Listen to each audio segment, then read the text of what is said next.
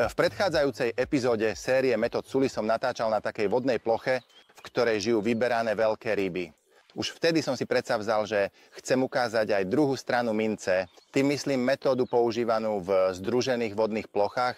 Veď v čom sa vlastne takéto zväzové vody líšia od intenzívne zarybnených jazier? No, v dosť mnohých veciach, ale povedzme si pár slov o tom, ako vlastne vyzerá tzv. Správa zväzového jazera. Vo všeobecnosti tu hospodárenie vyzerá takto, že členovia zaplatia ročný členský poplatok, k tomu sa ešte pridáva, ak je možnosť denného rybolovu, tak aj z toho teda z príjmov z predaja denných povoleniek a z toho treba v podstate udržiavať okolie jazera, ako aj samozrejme rybiu populáciu. Je veľmi dôležité spomenúť, že na týchto zväzových vodách sa netreba čudovať, že tu každý jeden člen považuje vodu tak trochu za svoju vlastnú. Pretože aj na tomto jazere, kde sa práve nachádzam, to, ako vyzerá okolie, je predovšetkým zásluhou členov, pretože v tom, ako to tu vyzerá, je naozaj veľmi veľa hodín spoločenskej práce, ktoré tu ľudia odviedli. Takže tí, ktorí sú tu členmi, to v skutočnosti naozaj považujú za svoje malé dieťa. Tieto zväzové vodné plochy, čo je podľa mňa v poriadku, a keď sem príde hosťujúci rybár, ako napríklad teraz ja, tak sa tu naozaj treba správať ako hosť a patrí sa jednoducho správať tak, ako sa očakáva. Inak, ak sem niekto naozaj príde s tým, že sa chce zoznámiť s jazerom a jeho okolím, príjmú ho nesmierne ochotne, aspoň dnes to tu tak bolo. No ale pozrime sa, aká je situácia s rybiou populáciou v takýchto jazerách. Myslím si, že nie je tajomstvom, ak poviem, že na takéto typy vodných ploch chodia predovšetkým členovia a všetci rybári s jednodňovými listkami sú takí, ktorí si radi odnesú časť ulovenej koristi domov, aby ju tam spracovali a skonzumovali. Nie je na tom nič zlé, ale samozrejme to určuje, aké ryby žijú v jazere. Veď predovšetkým ide o hospodárske jazero, kde to funguje tak, že ryby, ktoré sa z jazera odoberú, či už členmi alebo dennými rybármi, sú následne doplnené späť. A predovšetkým z takých jedincov, ktorí môžu naplniť denný kvót. Takže teraz som tu, toto je jazero rybárskeho združenia Gyuro, ale o tom budem hovoriť podrobnejšie neskôr. Tu napríklad existuje dolná veľkostná hranica a aj horná veľkostná hranica, a to preto, aby sa základné rybie osadenstvo jazera nepoškodilo a práve medzi týmito dvoma veľkosťami je najviac rýb. Tieto ryby sú mimochodom veľmi pekné a skutočne vhodné na kuchynské spracovanie. Toto je osud týchto rýb. Nie je na tom nič zlé. Je tiež dôležité spomenúť, že takéto typy jazier vo všeobecnosti nie sú nevyhnutne len o chytaní rýb. Viete, keď ideme na ryby, myslíme to vážne, že tam teraz chytíme veľa rýb a budeme sa cítiť dobre z toho, že sa nám často ohýba špička prúta. Avšak na takýchto vodných plochách, na takýchto spolkových vodách prebieha aktívny komunitný život, pretože sem chodia členovia najmä z okolitých miest, často a dedín na ryby. Každý tu pozná každého. Chodia sem preto, aby boli spolu. Porozprávali sa, aby im deň príjemne ubehol. Organizujú tu veľmi pekné programy, takže tu to naozaj žije. Takéto vodné plochy majú teda veľmi dôležitú komunitnú úlohu. Rovnako ich však spája aj spoločnosť, o ktorej som už hovoril. Tento stupeň súdržnosti je mimochodom veľmi sympatický, že takúto vodnú plochu prevádzkujú spoločne spojenými silami. No ale poďme ďalej, už nie v téme, ale ja idem ďalej. Trochu sa ešte zastavím viac vzadu. Tam je jedno dobré miesto, lebo mi povedali, je to dobré miesto, tam si musím sadnúť. Až tam musím dotlačiť svoj vozík, vybalím si veci a potom sa pustíme do toho, ako sa vlastne v podstate oplatí začať s metódovým lovom na takýchto typoch vodných ploch.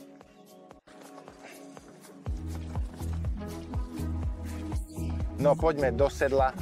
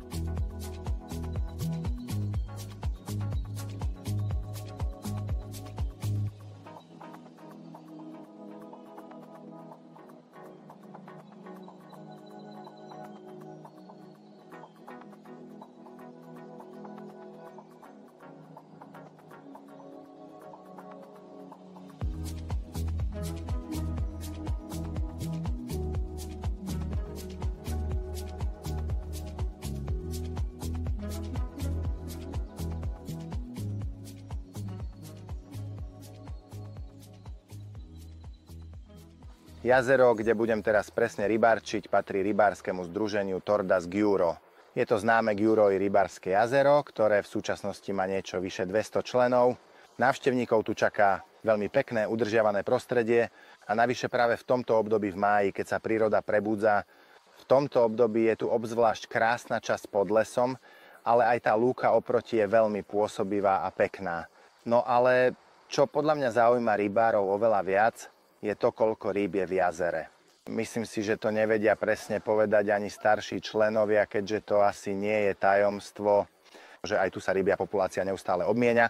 Odnesené ryby sa priebežne alebo podľa potreby doplňajú a takto sa spravuje rybie osadenstvo vo vode. Samozrejme, v jazere sa nachádzajú aj veľké ryby, pretože aj tu chránia kmeňové ryby, tie nad 5 kg, alebo kapra, ktorý presahuje 55 cm. Je zakázané si vziať domov, takže sa tu už nachádzajú aj poriadne veľké kusy. Mimochodom, videl som aj veľa fotiek na túto tému, ktoré mi ráno ukazovali miestni rybári, ale samozrejme priemerná veľkosť je tu tých 2-3 kg, tzv. Kuchynský kapor. No ale ako vlastne má človek začať s rybolovom na takýchto typoch vodných plôch? No predovšetkým si treba uvedomiť, že v takýchto jazerách je s veľkou pravdepodobnosťou nižšia hustota rýb ako v intenzívnych vodách. Preto je na tento spôsob rybolovu potrebná úplne iná návnada a treba použiť úplne inú taktiku a techniky. Jasné, že budem chytať na metód, ale predsa len trochu inak ako na intenzívnych vodných plochách. A samozrejme, ak toto jazero vidíme prvýkrát, existujú určité veci, ktoré sa oplatí zistiť ešte pred samotným rybolovom, teda ráno, alebo od rybárskeho strážcu, alebo od miestnych rybárov získať také informácie, ktoré môžu byť užitočné, aby sme vôbec vedeli, kam si na tomto jazere sadnúť na rybačku. No ale ktoré sú to tie otázky? Podľa mňa je prvá a najdôležitejšia zistiť, aká hlboká je vlastne voda v tomto jazere a či sú v ňom nerovnosti DNA.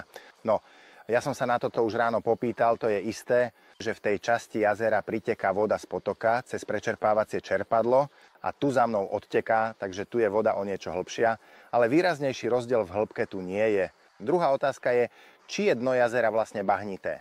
To je dôležité preto, lebo to môže ovplyvniť aj to, kde sa ryby zdržujú a takisto to môže ovplyvniť aj výber techniky rybolovu. Dozvedel som sa, že v tejto oblasti tu pod lesom tu je dno jazera vyslovene bahnité, zatiaľ čo oproti nie je až také. Tak som sa rozhodol, že si sadnem sem do bahna. Neviem prečo, jednoducho sa mi toto miesto páčilo, tak uvidíme, čo z toho dokážem vyťažiť. Ďalšia otázka je, že ktoré sú vlastne najfrekventovanejšie rybárske miesta. Tento úsek je tu inak obľúbený. Ale najobľúbenejšie miesto na jazere je to oproti, teraz neviem, či je to priamo oproti, ale tam oproti na lúke, pod tou lúkou sú miesta, ktoré sa inak nazývajú Zlatý breh. Väčšina členov si sadá práve tam na rybačku a to z jediného dôvodu, je to blízko parkoviska, to je v podstate všetko. Ďalšia dôležitá vec, ktorú by sme mali vedieť, je, či ryby dostávajú nejaké krmivo. Nie, tu nedostávajú nič. Tu ryby jedia to, čo im prinesú rybári. Ryba sa živí tým, čo má k dispozícii a preto je to jej prirodzená potrava. Veľmi dôležitá vec je aj to, či sa vo vode nachádzajú prekážky, ktoré by mohli sťažiť naše rybárčenie. No, to, čo je viditeľné, sú samozrejme vodné čerpadlá a ich okolie, ktoré môže obsahovať prekážky. Tieto sú inak potrebné preto, lebo v dôsledku zaneseného dna sa v hustejšej vode obávajú úhynu rýb a keď je takéto stojaté počasie, aké nás tu dnes privítalo, vtedy ich zapínajú, aby rozhýbali vodu. Ale podstatné je, že v jazere nie sú žiadne ďalšie viditeľné prekážky, neviditeľné sú samozrejme všade. Tu za mnou, vo vzdialenosti pár metrov, 8-10 metrov, je vraj vo vode niekoľko pňov. No, to ani nepotvrdím, ani nevyvrátim.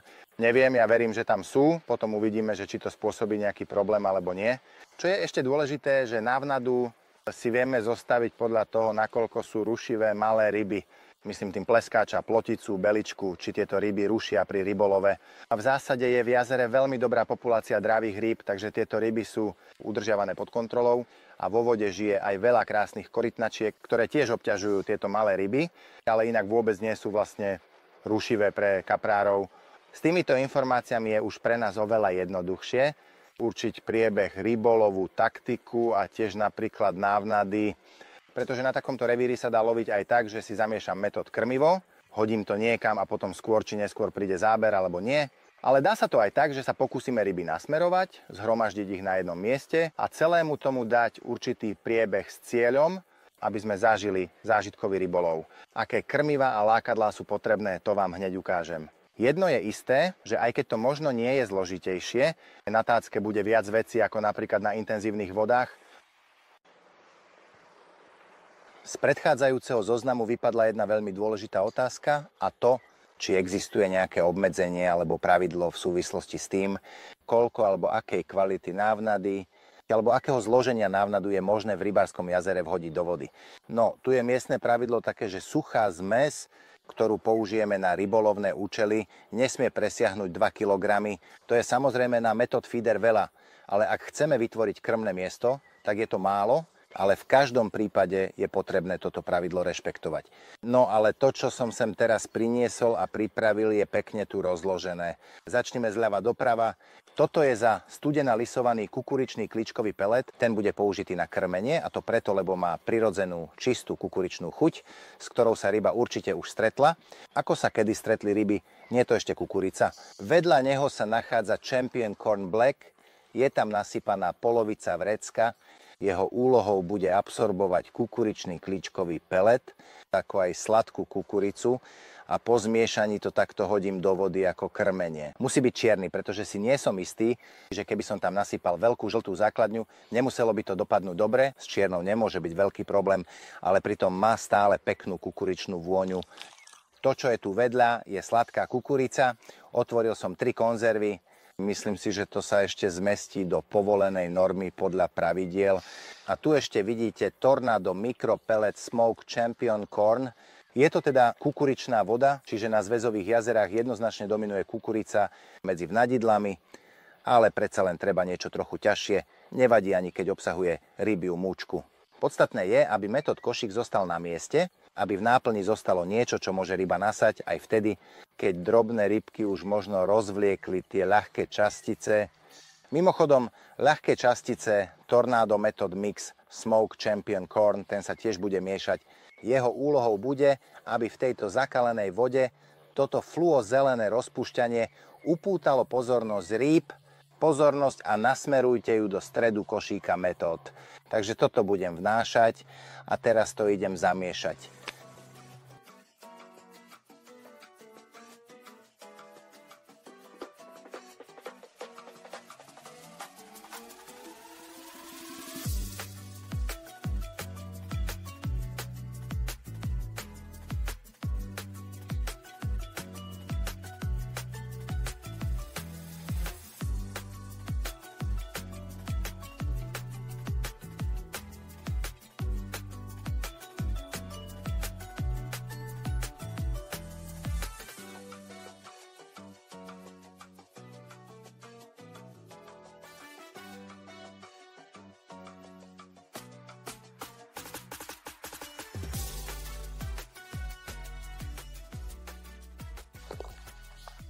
No, takto vyzerá táto zmes. Je v nej kukuričný kličkový pelet, kukurica na jedenie aj Champion Corn Black. Je to polvrecka, ale aj tak to predstavuje dosť veľké množstvo.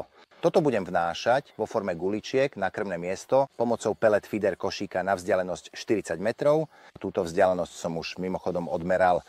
Nebudem krmenie rozdeľovať na malé dávky, všetko im tam naraz nahodím, a to preto, lebo tu pravdepodobne ryby nie sú zvyknuté, že by im nad hlavou špliechalo. Určite bude treba aspoň 1-2 hodiny, kým sa akákoľvek ryba vráti na krmné miesto. Práve preto to ide len na 40 metrov, aby som mal možnosť loviť v vzdialenejšej, pokojnejšej, loviť v regióne, tak povediac vyhľadávacím rybolovom.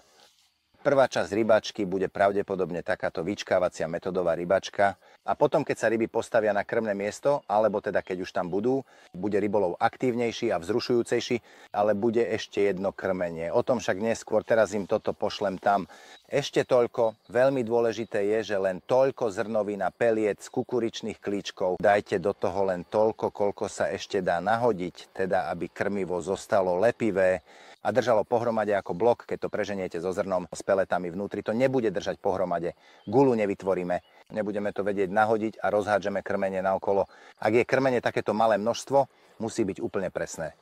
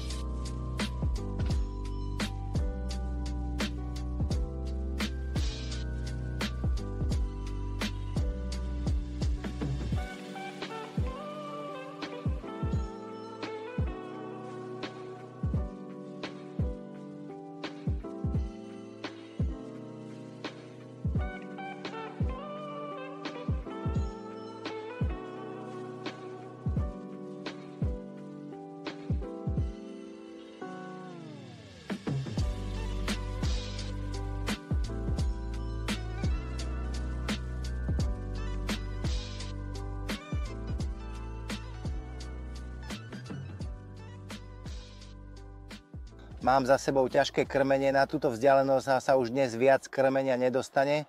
Aj tak som tam poriadne zasypal vodu. Pochybujem, že sa tam za najbližšiu hodinu a pol až 2 niečo objaví, ale potom sa tam už pravdepodobne nejaká ryba objaví. Ale aby som si dovtedy skrátil čas, budem chytať na Method Feeder na väčšiu vzdialenosť. No ale čo vlastne myslím pod tou väčšou vzdialenosťou? Pretože podľa profilu jazera by tu bolo možné hádzať aj na 150 metrov, ale tak ďaleko hádzať nechcem a ani neviem.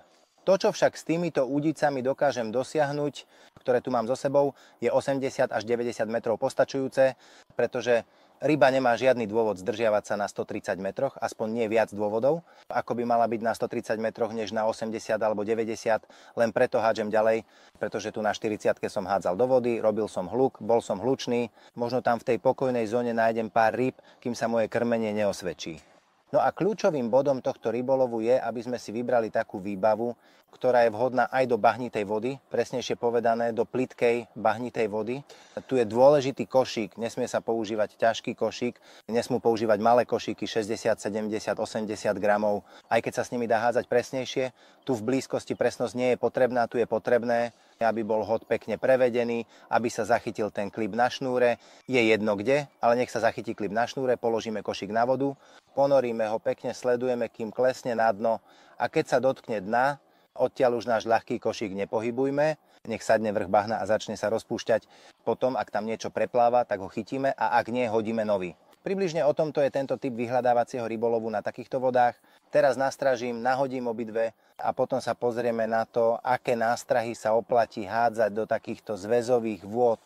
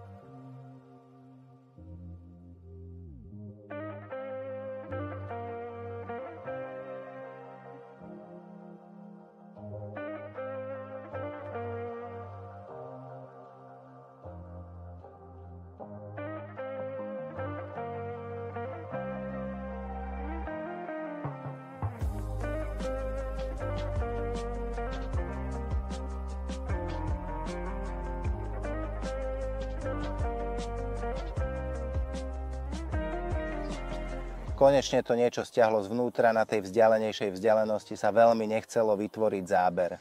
Až po mnohých nahodeniach sa konečne niečo stalo. Mimochodom, zmenšil som veľkosť háčika, to pomohlo, takže na to sa tiež oplatí dávať pozor, že ak jedno bahnité, tak ani s veľkosťou háčika by sme to nemali preháňať. Takmer určite je to kapor, nie je príliš veľký, ale je to kapor.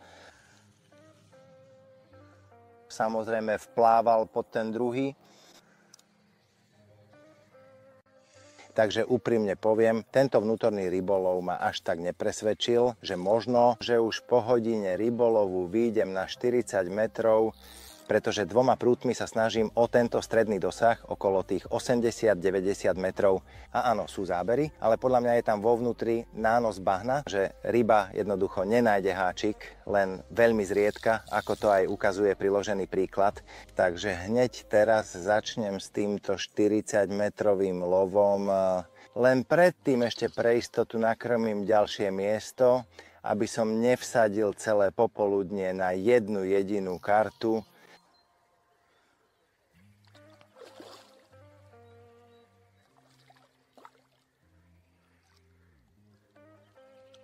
To je ono. Nie, tu je ešte stále v košíku zmes peliet. To práve ukazuje rybe cestu, kam má nasávať. Toto je inak tá veľkosť, ktorá sa v tomto jazere väčšinou vyskytuje a tiež v priemerných zväzových vodách. Tu je malý specikorn v kútiku jeho úst. No áno, potreboval práve túto ultraľahkú nástrahu. Už bol raz na háčiku, to je vidieť. Táto veľkosť je bežná, tento pekný malý kaprík je môj prvý úlovok z jazera Gyuro, ale som si istý, že nie je posledný. Pretože ak tú rybu neodnesieme, ale ju pustíme späť, tak je dobré dezinfikovať ranu spôsobenú háčikom. Aj keď toto nie je rana od háčika, aspoň nie je rana od môjho háčika, ale aj tu je vhodné trochu ošetriť a potom pustiť rybku späť, aby mohla ďalej plávať. No, poď späť. Ó, aká je voda príjemne teplá. No choď prosím ťa. Tak je to. Keď už v krmivách a lákadlách dominuje sladká kukuričná príchuť, oplatí sa použiť aj takúto nástrahu. V tomto prípade ide o peletu s názvom Tornado Smoke Method Champion Corn, ktorá je síce malá, ale o to výraznejšia, pretože jej farba je žiarivo žltá a po vhodení do vody uvoľňuje fluorovo-zelený dym. Práve preto je dobre viditeľná aj v tejto zakalenej vode. Samozrejme aj krmivo dymí, aj nástraha dymí a tieto dve veci spolu už naozaj vytvárajú pre ryby vizuálny podnet, aby sa prišli pozrieť, čo sa nachádza pri košíku.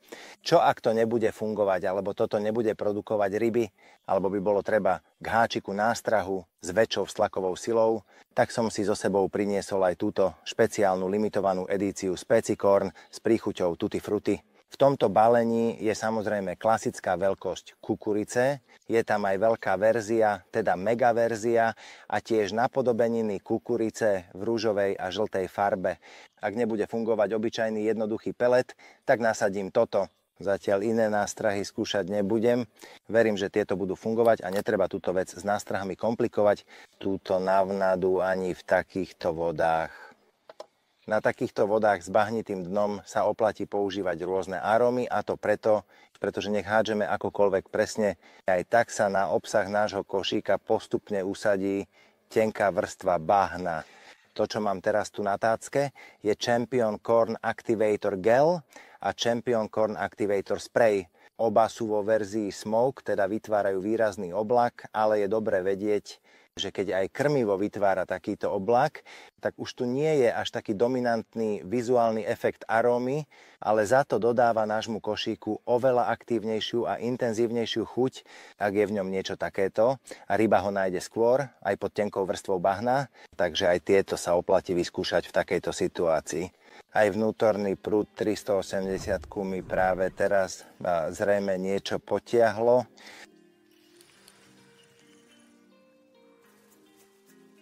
Vyzerá to na lepšieho kapra.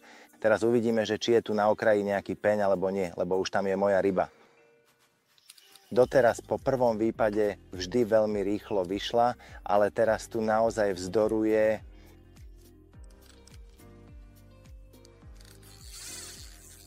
Fúha. Myslím si, že ak túto rybu vytiahnem, bude to dôstojné zakončenie tejto, ako by som to povedal, peknej, ale trochu nudnejšej vyhľadávacej rybačky a pokojne a opatrne sa tu do lovu v 40-metrovej a pobrežnej zóne pustím. Tomu nejako viac verím.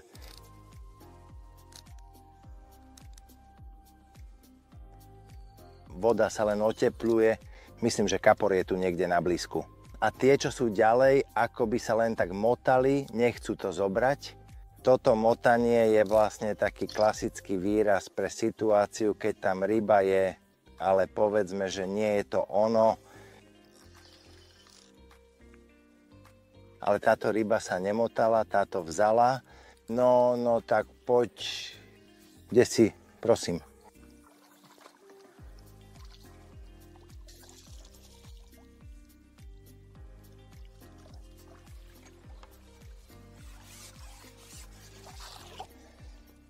Pekná malá zrkadlovka.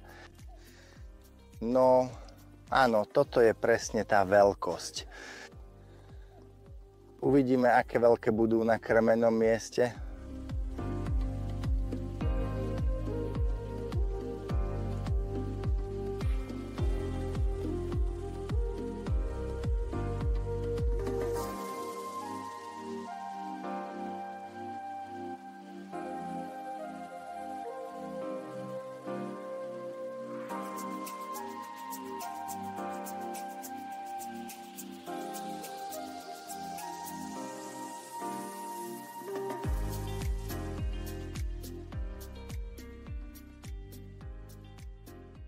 Približne hodinu už lovím, no zatiaľ sa príliš veľa rýb neukázalo, že by chceli získať moju nástrahu a podľa mňa je dôvod úplne jasný, dno je tam veľmi bahnité a sú tam zábery, menšie aj väčšie poťahy, ale skutočne dokončených záberov je veľmi málo. Je zrejmé, že ryba nedokáže vyťahnuť nástrahu z bahna. Na druhej strane som tu už pri brehu videl rybu otočiť sa a mám ešte nejaké použiteľné vnadiace zmesy.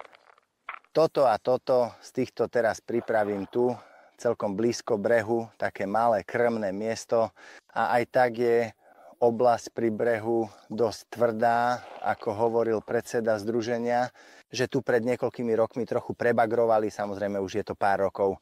Takže to tu teraz nasypem takto a potom uvidíme, či sa tu popoludní objaví kapor. Som si inak úplne istý, že áno, lebo som ho videl otočiť sa. Takže, no, takto aspoň nemusím chytať len na 40-metrovom jazere, ale aj tu pri brehu by sa možno mohla nejaká ryba ukázať. No, na začiatok to bude stačiť.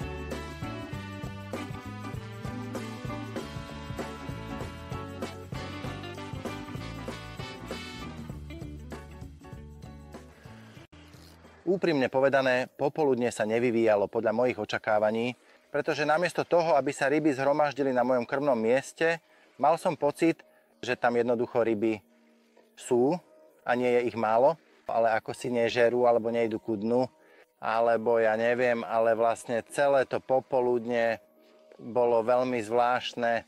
Špička prútu sa neustále hýbala, ale som presvedčený, že to nebolo kvôli mojej koncovej montáži, že ryba je v blízkosti, ale skôr hore pri hladine a s tým som bojoval celý deň, ako by som mohol prilákať rybu bližšie ku svojej koncovej montáži a tam ju chytiť.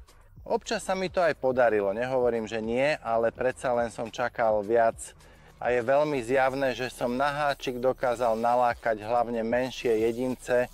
Pritom v jazere je dosť aj väčších rýb a aj medzi tými menšími sú väčšie kúsky. Mám na mysli tie, ktoré už dosahujú odberovú veľkosť, teda 3-kilové, 4-kilové exempláre, ktoré sa mi teraz jednoducho nepodarilo chytiť na háčik. Som si inak istý, že ryby sú hore pri hladine a preto ich nedokážem zlákať dole.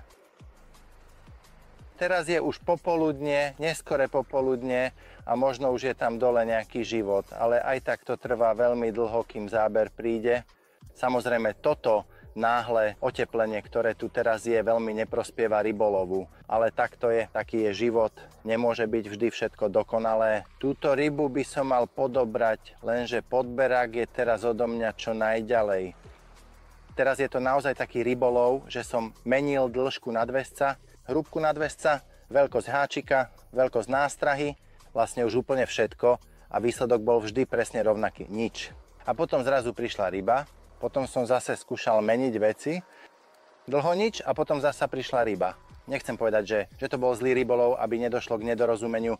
Toto rybárčenie je úplne v poriadku tak, ako je, lenže táto situácia bola v skutočnosti trochu zvláštna, ale takto to teraz jednoducho vyšlo.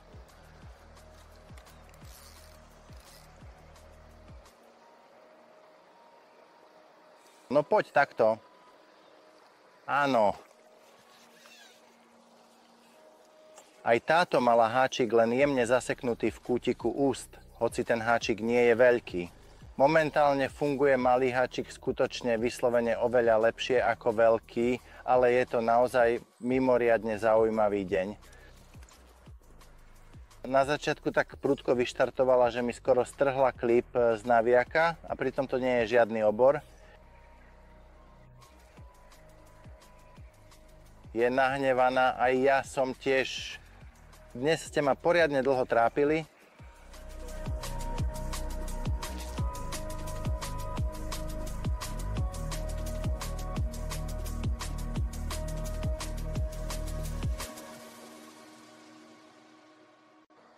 Pri metóde je koncová montáž dosť obmedzená, čo vlastne môžeme nazývať tradičnou metód montážou, ale aj tak vám poviem, akú koncovú montáž som použil pri rybolove.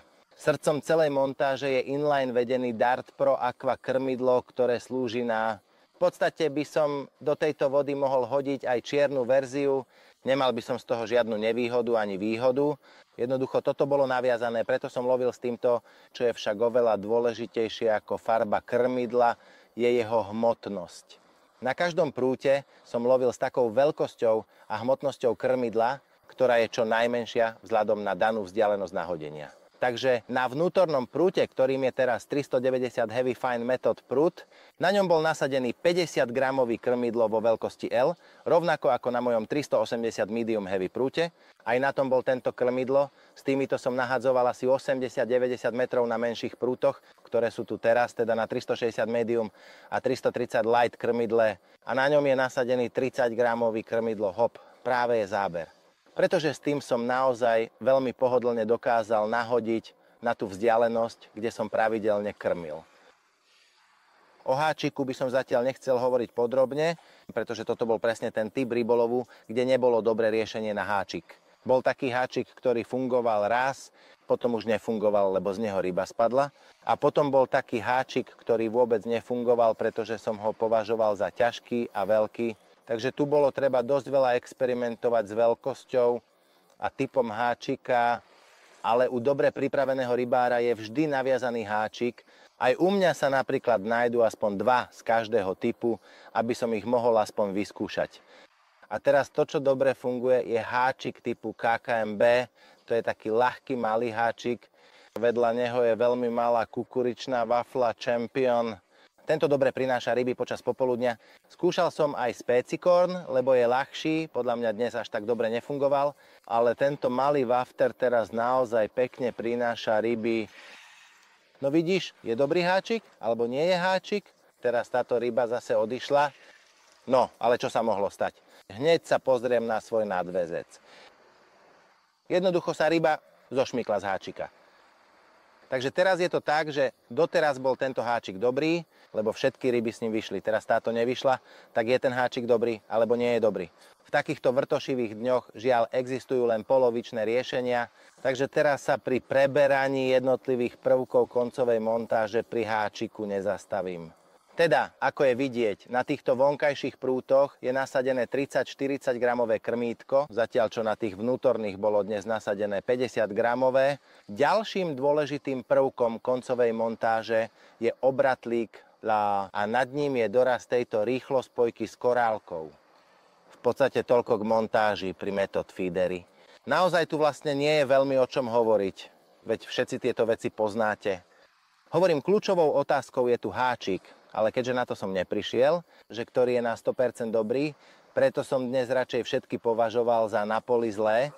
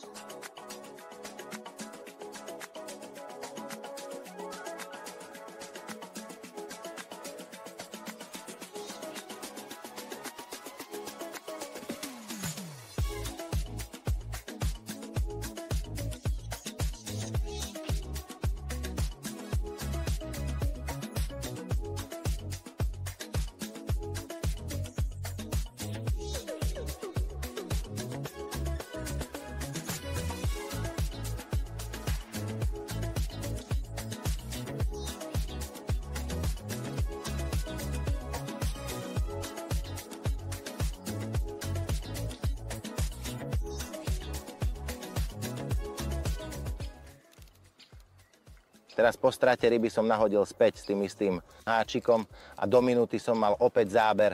Ešte raz, presne tak. Som zvedavý, či sa mi teraz podarí rybu vytiahnuť.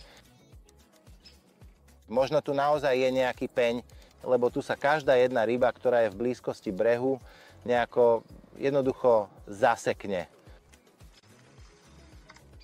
Takže keď sa ešte vrátim k tomu, že či je to teraz dobré alebo zlé, že nie je riešenie na každý rybársky deň, alebo že nie je 100%.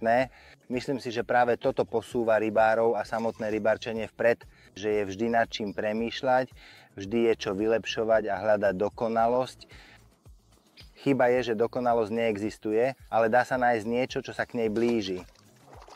Stáva sa však, že človek na to príde až na konci dňa, alebo sa mu tá kniha otvorí až vtedy pred ním, čo tu vlastne treba robiť, ale keď sa všetko spojí, podľa mňa je to skvelý pocit, keď človek ide domov s tým, že áno, bolo to ťažké chytanie, ale nakoniec sa to podarilo, alebo sa aspoň niečo podarilo a keď sa vedome podarí chytiť rybu, to je už samo o sebe, možno povedať, že v podstate polovičný úspech.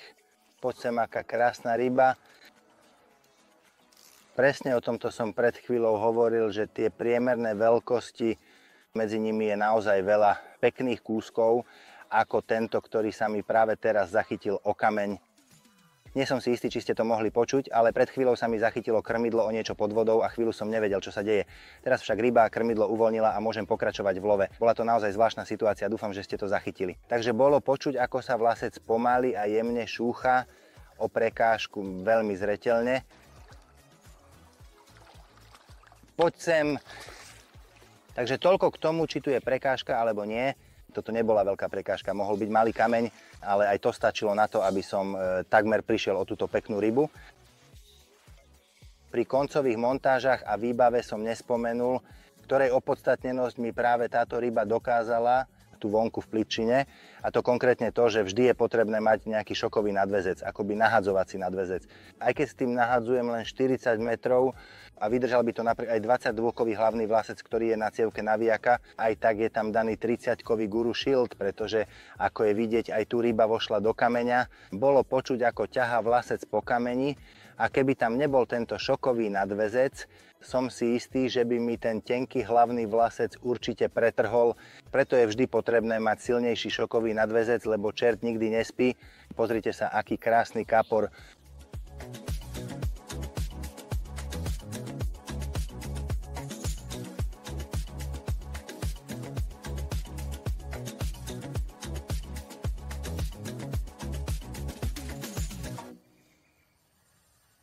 Fúha, berie aj ten druhý do keľu. Prosím, zostaň tu na tomto mieste a počkaj, kým sa nevrátim, alebo ti nepoviem, že môžeš ísť ďalej. Zatiaľ tu zostaň, dobre?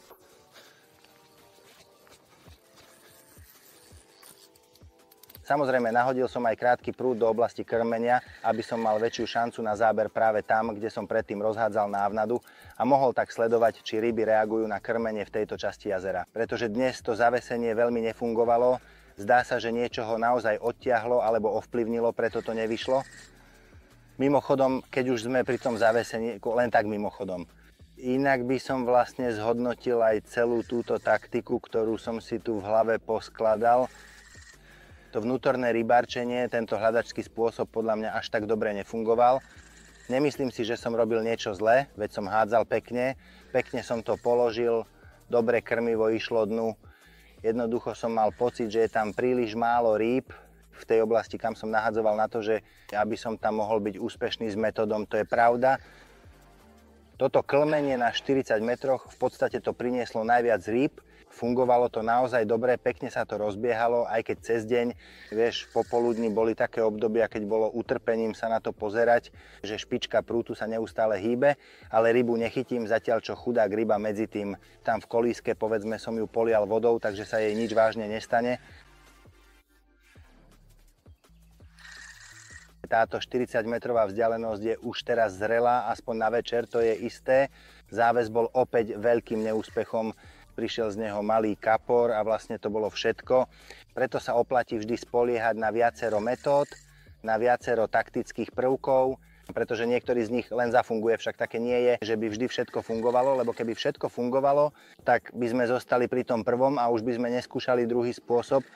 Takže to hodnotím tak, že z týchto troch možností jeden naozaj vyšiel, ostatné bohužiaľ nie.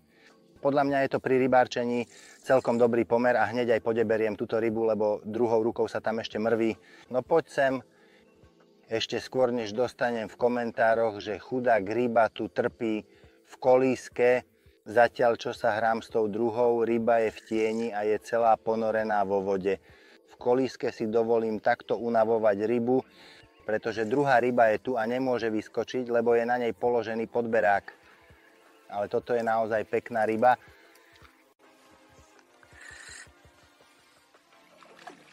Aká sila je v tejto rybe? Paráda. Teraz je vidieť, že ryba už aktívne prijíma potravu, pretože cez deň žiadna neprehltla háčik tak hlboko ako táto. No a teraz ju položím sem vedľa tej druhej. Aj keď je to zväzová voda, predsa len, keď všetko vyjde a na konci dňa sa ukáže, čo vlastne treba robiť, nie je zriedkavé, že obidve udice sa rozbehnú naraz. Alebo že napríklad takýto pekný lisec, takýto krásny kapor zaberie. Ale podstatné je, že ak sme vytrvali a máme predstavu, to, čo sa deje vo vode, v tomto prostredí, tak to naozaj nie je vôbec nemožné.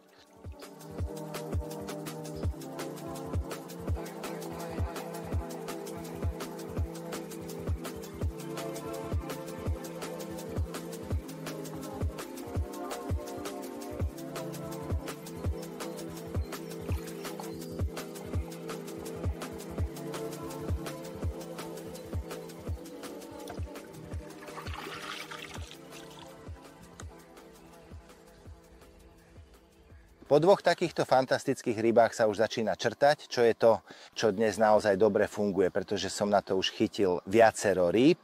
Do krmítka môžu ísť dve veci, keďže som do svojho metód krmítka určil dve zložky. Jednou z nich je Tornado Micro Pellet Smoke Champion Corn. Na tom je mimochodom aj trochu krmiva. Druhou zložkou je čistý Tornado Method Mix Smoke Champion Corn. Tieto som potom kombinoval tak, že som buď prikryl mikropelet krmivom, alebo som nahodil len samotné krmivo, alebo len samotný mikropelet. A keď už ryby tak dobre nebrali, začal som tieto zložky kombinovať. A to tak, že som zmiešal polovicu mikropeletu, teda jednu hrst a jednu hrst krmiva. A hoci som vlastne vnášal do vody to isté, ako keby som to hádzal zvlášť, že v košíku je na spodku toto a na vrchu je to prikryté krmivom, predsa to nefunguje rovnako. Úplne jednoducho bolo najlepšie, keď boli tieto dve zložky zmiešané a takto spolu pomalu klesli na dno a tam ten rozpadový efekt, ktorý vznikol zmiešaním týchto dvoch vecí, fungoval naozaj dobre. Je neuveriteľné, že aj na takýchto maličkostiach môže závisieť úspech, preto je vždy potrebné s týmito vecami experimentovať. To, čo je na tácke, teda krmivo, sa nedá použiť len jedným spôsobom, ale dá sa využiť mnohými spôsobmi. Vždy skúšajte rôzne malé zmesy, napríklad malé ochutenia krmiva alebo ochutenia náplne. Niečo z toho skôr či neskôr prinesie úspech. Mimochodom, aroma, dnes som veľa experimentoval s ochucovaním, je to aj vidieť, že z tohto spreja ubudlo, pretože som ho používal najviac, keďže boli náznaky, že ryba sa zdržiava vo vode alebo pri hladine. Preto som jej nastriekal arómu, možno ju to zavedie na dno, ale toto až tak nefungovalo, potom som vyskúšal aj gel, a to tak, že som ho dal na vrch náplne a nerozotieral som ho rukou, ale som ho akoby nastriekal na povrch, čím vznikla pekná vrstva arómy. Určite sa pri dopade z toho uvoľnila aróma aj do vody, ale toto je ťažká vec. Je pravdepodobné, že po intenzívnej chuti sa ryba predsa len otočila a podarilo sa mi z vyššej vrstvy prilákať rybu na dno. Samozrejme, to je len moja teória, úplne jedno, prečo to fungovalo, netreba to vysvetľovať, proste to fungovalo, že na povrchu košíka je takýto hustý gel a takto na konci dňa, keď som si to uvedomil od tej chvíle, už aj krajšie ryby našli košík.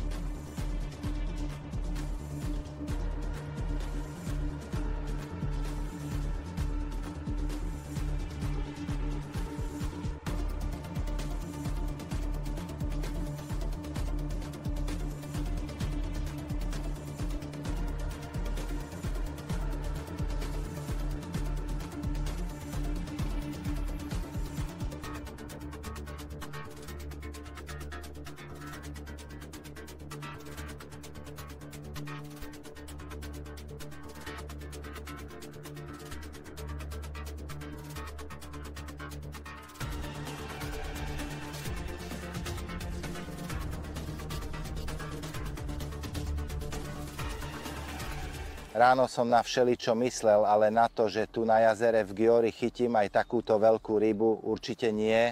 Hoci viem, že sú tu také veľké ryby a samozrejme aj väčšie, ale že budem mať na to šťastie, na to by som nestavil ani 5 forintov. Najmä keď popoludní bola situácia v tom hluchom čase taká, aká bola, ale nakoniec sa všetko, bez ohľadu na okolnosti, vždy nejako dostane na svoje správne miesto. Niekedy pomalšie, niekedy rýchlejšie. O bahnitom dne svedčí aj to, aký dlhý má tento kapor vlastne fúzy, ak sa na ne pozriete pozorne. Je to naozaj veľmi dobre viditeľné, najmä keď sa zameriate na túto časť, že vzhľadom na veľkosť ryby má takéto dlhé fúzy, také malé sumčie fúziky. Je to preto, že bahno je hlboké a práve nimi si ohmatáva slimáky a iné tvory v ňom.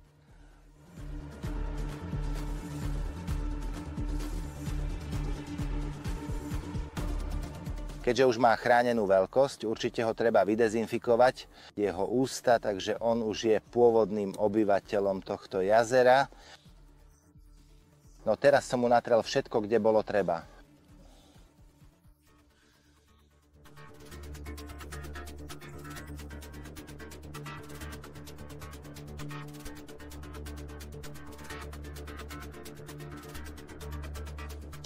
Ako vidíte, aj na takýchto zväzových vodných plochách môžete zažiť nezabudnutelné rybárske zážitky. Jedno je naozaj veľmi dôležité.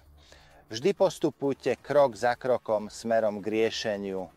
Čo je dobré riešenie a kedy ste na správnej ceste? No to vám ukážu ryby a oni vám dajú na to odpoveď. Tak ako sa to stalo aj dnes v tomto prípade. Ak sa vám to páčilo, určite dajte like a prihláste sa na odber kanála Haldorado Fishing TV na YouTube, kde nájdete naozaj podobne skvelý obsah